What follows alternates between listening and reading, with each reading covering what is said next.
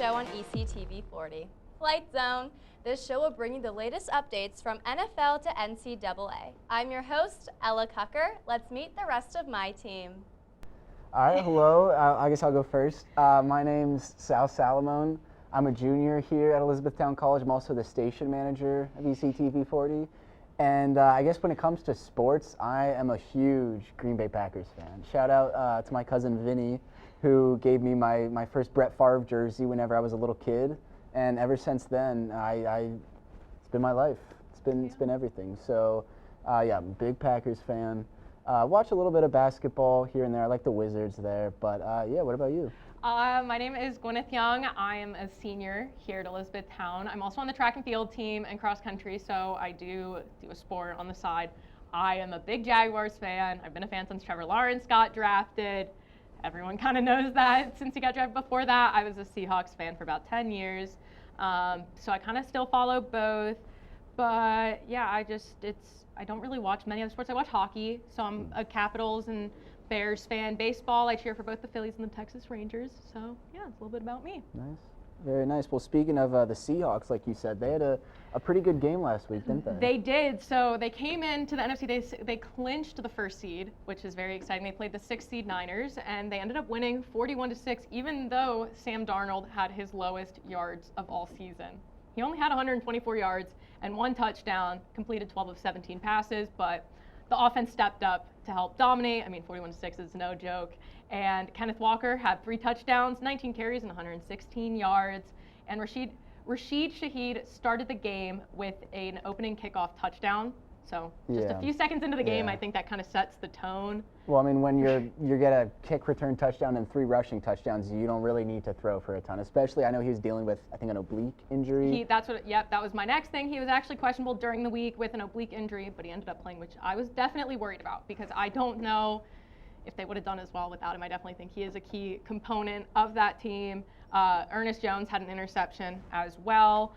And then just looking at the Niners, it just wasn't as their best game. There were no touchdowns on their side. Year. No, I mean, they lost George Kittle the game before. Christian McCaffrey, he's had a great season, but I think he's a little banged up at this point in the year. Yeah, I mean, I was just glad they beat the Eagles. You know, they did that. I was good to go then. That's all I needed from them. Definitely, as a Jags fan who does not like the Eagles, I was definitely worried to come back if the Eagles won and the Jags lost to hear what I'd have to hear. But it was interesting to me that they put Mac Jones in the final minutes. It made sense, but it's something you kind of don't think about all the time. Like, now's the time to put the backup quarterback in. I mean, like, not usually in playoff games, too. No. I mean, Brock Purdy's their big contract quarterback. I guess maybe they didn't want to risk him getting injured in a meaningless game. But after that, what were the other games that day? The Bills versus the Broncos. Yeah. So Josh Allen, unfortunately, did have 2 interceptions in the game, and I think that kind of sealed the fate of the entire game. Bo Nix didn't have his best game. He wasn't his best, but the team helped carry them to overtime to that eventually win with a field goal. There were 5 total fumbles for Buffalo compared to the 1 for Denver, which I definitely think is a big problem. No sacks on Bo Nix, but 3 total on Josh Allen, which is not a good stat at all. Bo Nix, unfortunately, though, is out for the AFC Championship. Makes his first AFC Championship and is out with a broken right ankle. How do you feel about that? Well, I was going to say, speaking of the AFC Championship, the Broncos are going to be taking on the Patriots in that. And, I mean, that would have been a good game.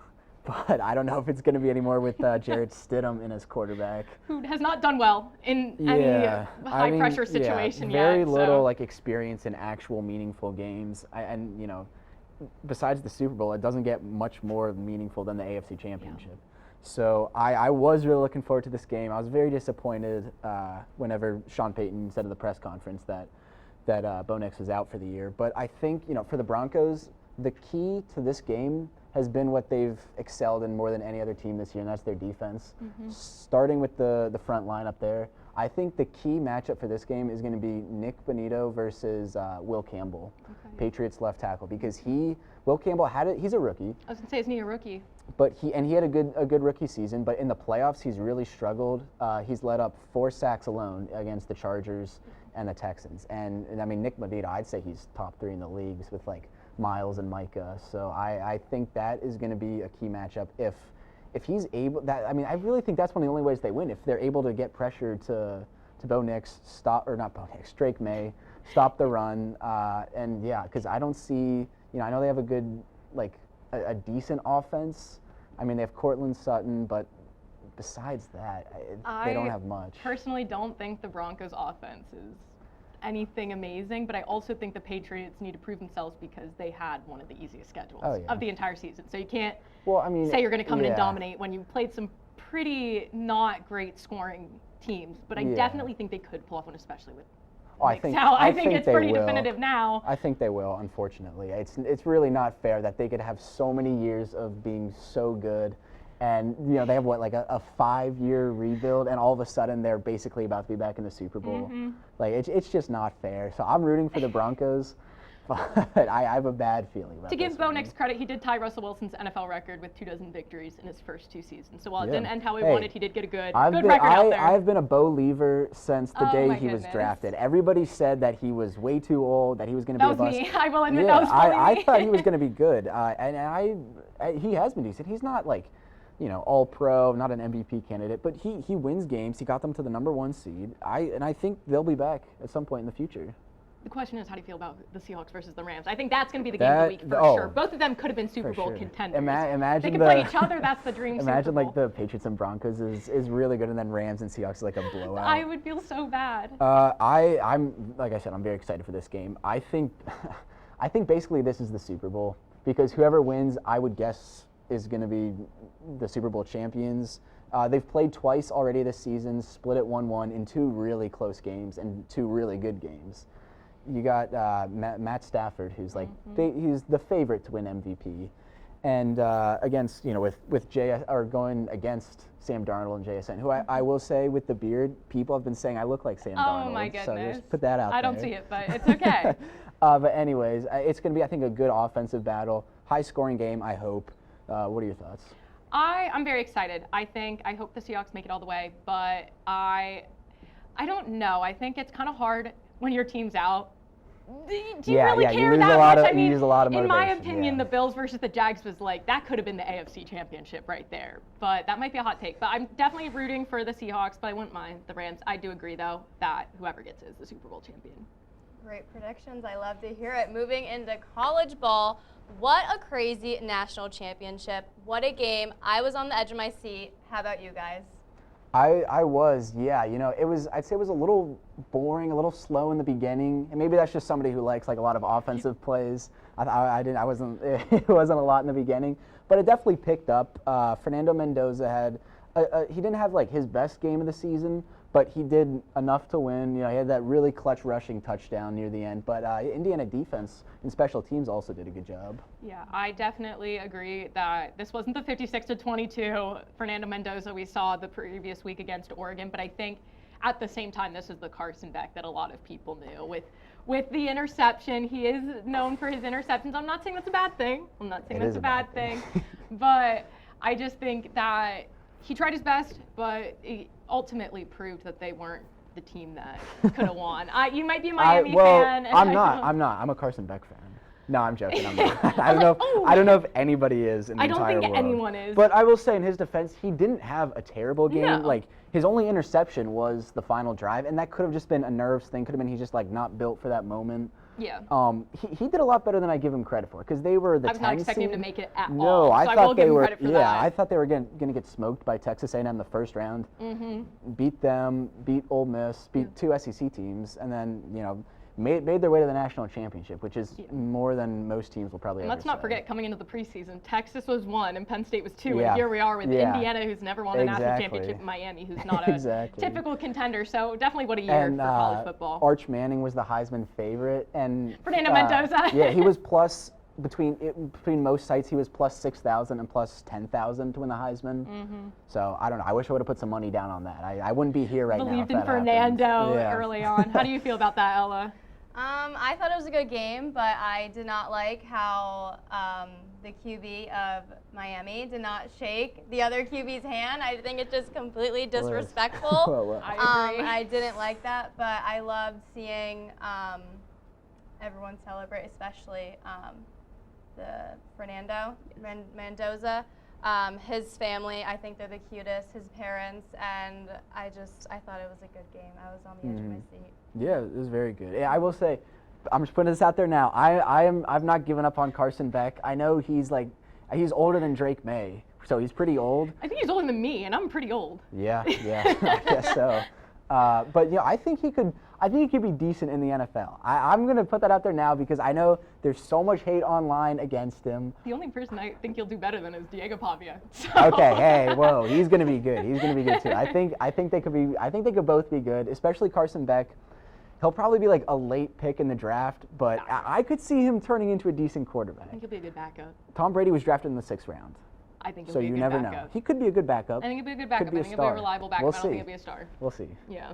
All right, switching gears from the field to the court, the NBA athletes are making headwaves with an updated starter for their All-Stars. Sal, what do you have on that? Yeah, I guess breaking news for the first time in 21 years, LeBron James is not an All-Star starter. It's the first time since his rookie year, whenever he didn't even make the All-Star team. But yeah, unfortunately, I guess for LeBron fans, it's pretty tragic. I think he'll be fine though. I think he's done enough in his career to where he'll still be highly regarded by fans and players alike. As someone who doesn't watch that much basketball, so mainly the names I know are like LeBron, Curry. I think he's just fine without an All-Star. I mean, it sucks, but just from the outside looking in, I think he'll be more than okay. Yeah, and he didn't even play in the All-Star game last year. Like, he was named, but he's 41 now. He was 40 last year. I think he's trying to limit himself, not get injured. He's trying to make it far in the games that matter. Yeah, I mean, the question is though, does this mean like it's? I know it's wrapping up in general for his career, but is this the last year? Is this the last time? Yeah. Now, do you think he's the greatest of all time? Who do you think is the greatest? Jordan. Okay. Who do you think? I don't know. I can't tell you. I don't watch basketball. I was not raised in basketball. I know it's either LeBron, Michael Jordan. I think people have put Kobe in the conversation. I think people have put Curry in the conversation. I would just say it was interesting, like, because last year it was questionable as to whether or not LeBron should have been an All-Star starter.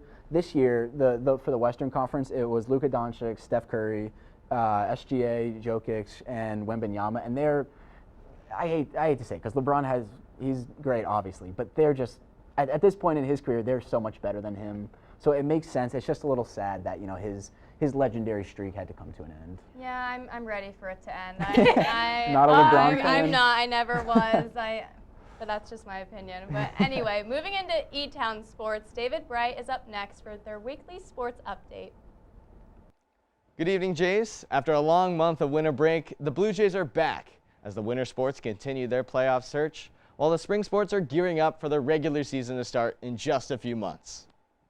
Starting off with the wrestling team, they were able to take a first-place finish in the Blue Jay Classic. Will Davis in the 197-pound weight class was able to collect his 100th career victory, winning his weight class overall. Corey Cope won the 133-pound weight class. Justice Hockenberry won the 165-pound weight class.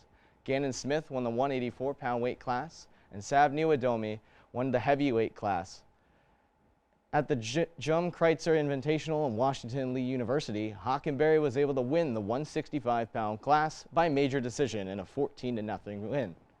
Smith was able to pick up another victory, winning by forfeit, winning the 184-pound weight class overall. Davis continued his victory streak after picking up his 100th win a few weeks prior, winning a final match by decision 10-3. The wrestling team was able to go 3-1 in their duels over the break, defeating New Jersey City, Merchant Marine, and Hunter with significant victories. E-Town took their one loss against the number 20 ranked NYU and a 36-16 final score. Hockenberry, Smith, and Davis all got technical falls and a fall respectively to give the Jays their 16 points. However, they fell short of their ranked opponent. The wrestling team will have their next home competition for the D. Kenneth Ober Invitational on January 24th. E-Town's next dual meet at home will be against Gettysburg on February 7th. The men's basketball team had a plethora of games over the winter break, finishing 3-2, with all non-conference victories against Shenandoah, Immaculata, and Ursinus. Ben Stanton led Elizabethtown by scoring against Shenandoah with 15 points, while Zuri Harris and Austin Finarelli finished with 13 points and 11 points respectively. Finarelli followed that performance, leading the team with 17 points, tying Reese Ziegler with the game high in scoring. E.J. Finney followed behind with 15 points. Woody Machado fell 1 point short of a double-double, netting 9 points and 11 rebounds in the 17-point victory. E-Town followed an 88-point performance with another high-scoring contest, scoring 95 points as a team, with Finarelli scoring 26 points en route to their third win in a row over the break. Harris came off the bench scoring 18 points on 4 for 7 shooting from 3 and contributing 5 rebounds and 5 assists to cap off a strong performance by the sophomore. The men's team came back from the break with a 1-2 record, moving to 4-5 in the conference on the season. On the road at Juniata, E-Town took an 8-point loss as Finarelli led the team with 27 points and 8 rebounds. Machado finished behind Finarelli with 20 points and 6 rebounds. The Blue Jays took their loss and turned it into a big win, defeating Lycoming by 20 points in their first game back at home after the break. Finarelli matched his Juniata performance, scoring another 27 points and 8 rebounds on 11 for 17 shooting from the floor. Machado contributed another strong game with 16 points and 6 rebounds, while Ziegler got back into double digits, scoring 12 points, and Anthony Lilly added 11 points, 5 rebounds, and 5 assists in the win. Most recently, E-Town took a loss to Catholic at home after a strong second-half performance by the Cardinals, with the Blue Jays surrendering 60 points in the half en route to a Catholic victory. Machado led the Blue Jays with 25 points on 50% shooting from the field, with Finarelli adding 18 points and 6 rebounds. E-Town tried to keep it tight with a tough Catholic team. However, they couldn't stop the Cardinals guard C.J. Roof, who scored 38 points against the Blue Jays. E-Town hopes to continue their strong season after moving to 11-5. The Blue Jays will take on Susquehanna on January 24th on the road and will return to Thompson Gym on January 31st against Goucher for their Alumni Day. The women's basketball team through the break finished 2-4, beating Ursinus on the road by 17 and beating Wilkes also on the road by 20. E-Town dropped their first 3 games in a row against non-conference opponents, starting with Shenandoah by 2. McKenna Mummert finished the game as the leading scorer with 17 points on 7 for 15 shooting. Ella Gordon and Aaliyah Kennedy followed right behind with 12 points each, with Kennedy posting a near double-double with 9 rebounds. Ellie Fasek finished the game with 8 points and 9 rebounds as the Hornets edged out the Blue Jays. E-Town took another loss to Dickinson by 17 as Cadence Anderson led the Blue Jays with 16 points on 67% shooting from 3. Mummer added another 15 points for E-Town, and Ashley Adamson added 7 points off the bench to cap off her season-high performance. The Blue Jays rounded off their home stretch of games with a loss to Arcadia by 14. Anderson and Kennedy led the Blue Jays with 17 points each in the loss. Mummer added another 16 points for E-Town, and Fasek contributed 12 points on 6 for 9 shooting. Kylie Wilhelm contributed 6 points and 6 rebounds off the bench to round out the scoring for the Blue Jays.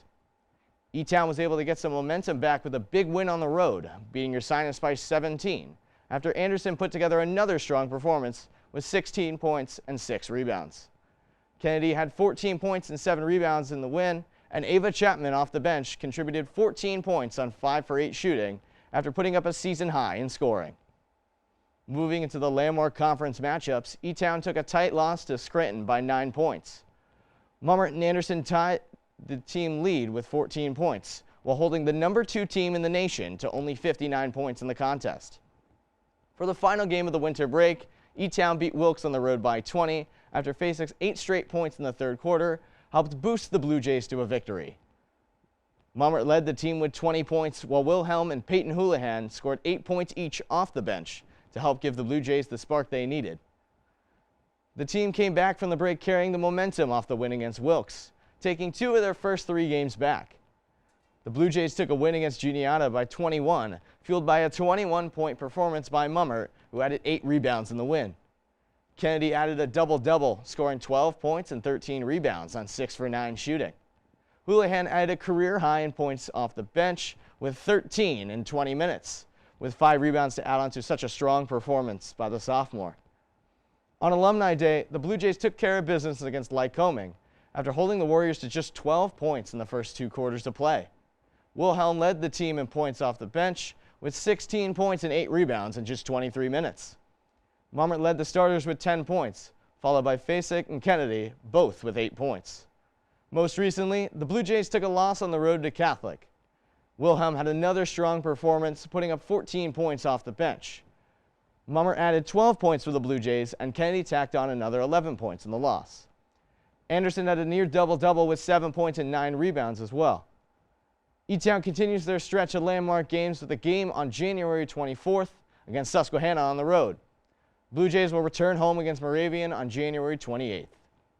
This week's Jay of the Week is going to go to the individual who cemented themselves as the #1 in the nation after tearing through each of his matches, Gannon Smith. I mean, pure dominance is displayed every time he has taken the mat this season, upsetting some of the best in the 184-pound class as E-Town closes in on the landmark conference and potentially NCAA playoffs. Now going back to you in the studio. Thank you for tuning in. Join us next week in the Zone.